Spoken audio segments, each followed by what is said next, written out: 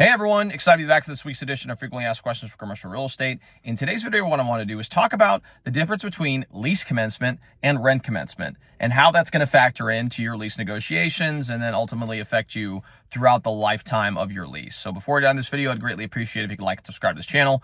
It really does help with the YouTube algorithm that ensures more and more people can hear this message and learn about the many facets of commercial real estate. So now you've done that, go and like and subscribe below. Let's go ahead and dive right into this episode.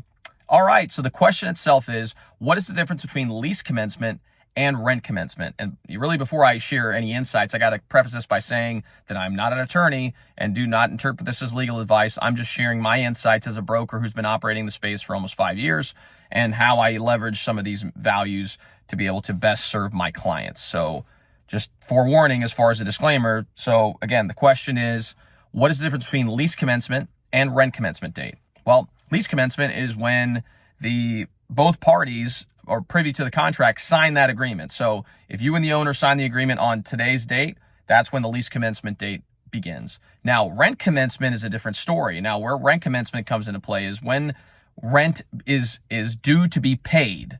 So if you sign your lease at the beginning of the month, your rent commencement date may be the first of the following month. Or in often cases with what I do, I try to negotiate a free rent period on the front end of the lease to allow for my client to get a little bit of a ramp or a runway when it comes to their rent payment. So if you do negotiate a free rent period, that gets factored into the analysis. So maybe it's 2 months in the future or 3 months in the future, depending on what you actually negotiate. Now, when we talk about negotiating a free rent period, I think it's a phenomenal strategy for business owners to consider because it does give you a little bit of a ramp up period for you and your business to be able to start operations, conserve capital so that you can get up and running. Now, oftentimes business owners don't understand the difference between these two metrics, and the landlord will say, okay, maybe we'll grant you a 2 months of free rent, but we want the free rent period to start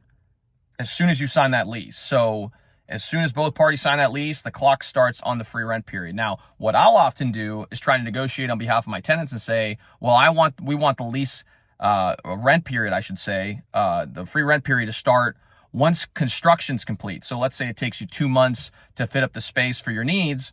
That clock won't start until the fit up is complete and you receive a certificate of occupancy. Now, there's oftentimes a back and forth in negotiations because, again, that's not as beneficial for the landlord. So oftentimes you end up settling on when you receive proper permitting for the job. So you may sign that lease today.